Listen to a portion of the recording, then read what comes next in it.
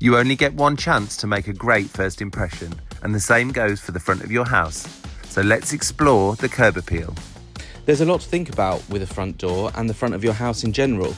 Balancing old with new, honouring the building's character whilst giving it some of yours, modest or grand, modern or traditional, getting the permissions you need, what hardware. It's all in the mix this episode as we try to define an external identity for our beloved building, which is then going to help us to make decisions elsewhere. In the fast pace of Shoreditch, we're taking a moment to focus on a very important part of the building, the front door.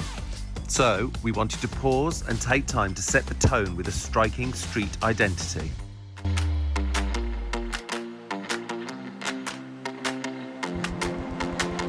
Since moving in, we've been racing around, getting things in place to start the reno and keeping the business moving forward. We even got to go to our first work event, and guess what? We could walk to it from our home, so that was a revelation. Here, Russell went to the Fredericia showroom in Clerkenwell. It was gorgeous. Always good to refill the creative pool and remind ourselves what we can look forward to when our renovation is all finished.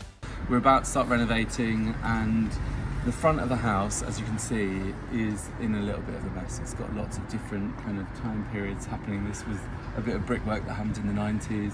This is the original sort of shop frontage. Beautiful UPVC windows, clearly not original. So we need to kind of unify it. It has got some charming elements, like we love the shape of it. It's like a proper old triangular house, which I think is super cute. We've actually got an old photograph. This was when it was like a cabinet maker's. So it's like super cute, and actually we want to reinstate the shape of the top of it there. One of the lovely things about this building, in the context of the wider area and Arnold Circus in particular, is that this building has this gorgeous roof line on the original photo with these little notches cut out and a small window in the original frontage. And the roofline has been changed over the years, obviously to simplify maintenance because it's a bit more tricky to keep the rainwater out. Maybe they just changed the roof at some point or updated it and thought, oh, this will be far more This is more modern. I know, I hate that. So luckily we've got this one reference image that shows the beautiful shape that the roof had previously, and we really want to put that back. Part of, restoring the building and sort of looking back at this one image that we have. It's really helpful to see what it looked like originally.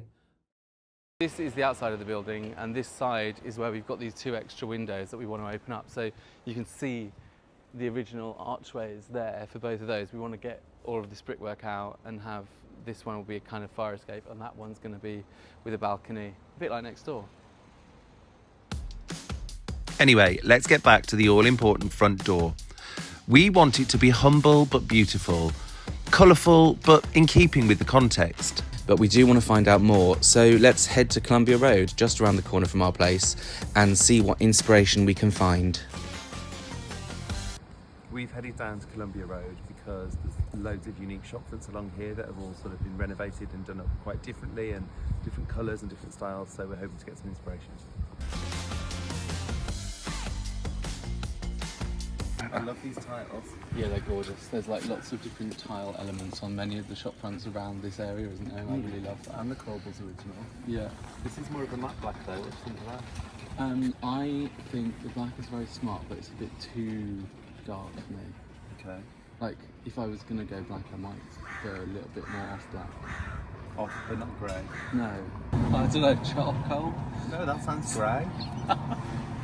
This has got interesting windows. This is kind of similar to what we've got on the street. Well, it's a simpler, the windows are broken up in a more simple way. So you've got the combination windows, the sash windows, and then below you've got these big tiles, which is what we want to do.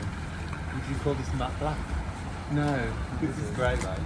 This is grey, so it's still not quite the colour that I was going for. Is that right? I'm sold on the rusty colour, I think. But yeah, if we were going to go for this is too grey for me. Yeah, definitely. Okay.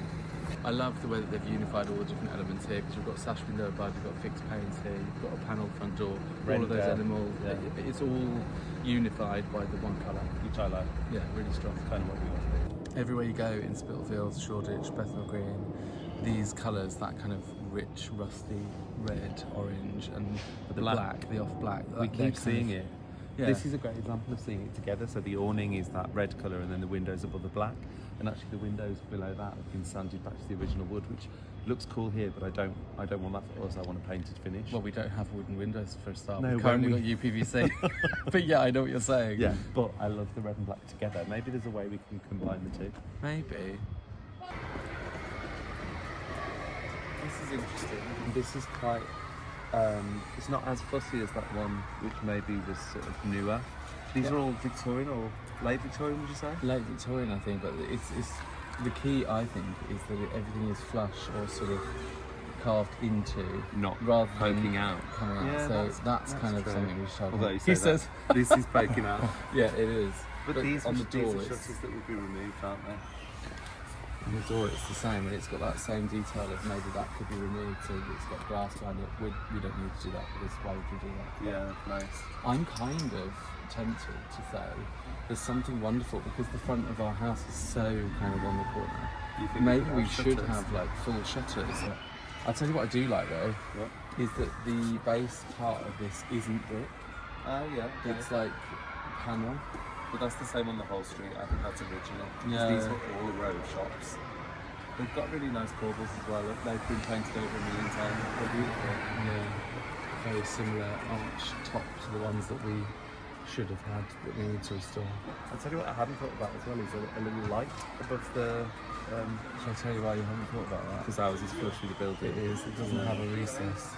I'll tell you what else I love is these Banham locks. We used them at our last project, and I know they are supposed to be like the most super secure London lock.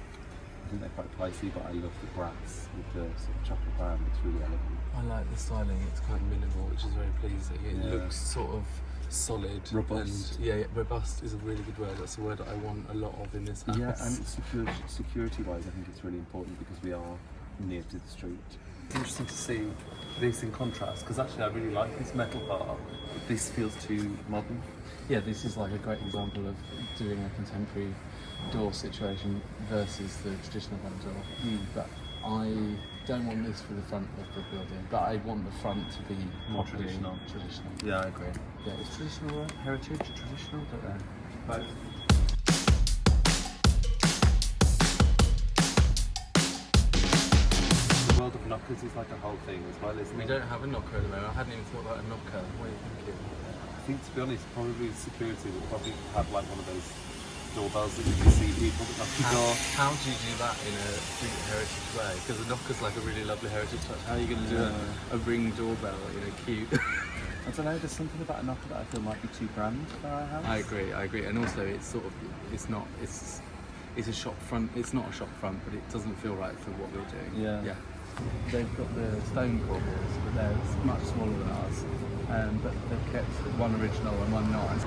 Ours could end up looking this pristine because we're going to have to repaint the front because it needs to be fixed. Yeah. So it might end up looking this pristine. I wonder how far we take that and how, as we get into it, we might get more and more perfect. And I'm going to have to remind myself of this moment and like pull back a little bit. Yeah. Aren't they amazing? What is modern? Sorry, I can't think of the word. I love all the signs. I wish ours still had its sign on it because Yeah, originally. but I think we can maybe we put something like this back, but like Yeah. new. Over there, for example, they've done like a red door with a dark blue surround, which we haven't even considered because I think we were so stuck on one colour.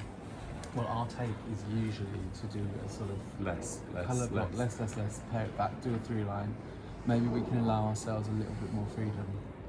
There's two bits to take out, I think I'm going to take from this. What? Think of it what you may. One is that there is no right or wrong. Everyone here has done their own thing. But the other bit of takeout is that they've done their own thing whilst being true to the heritage of these buildings and being true to each other in a strange way, because everyone has kind of bounced off the next and they all feel like they belong together. And it's really beautiful that everyone's chosen their own colour, but it feels right, and that's proper thought. Yeah, well, It it's takes. and it's like a huge celebration of each individual house.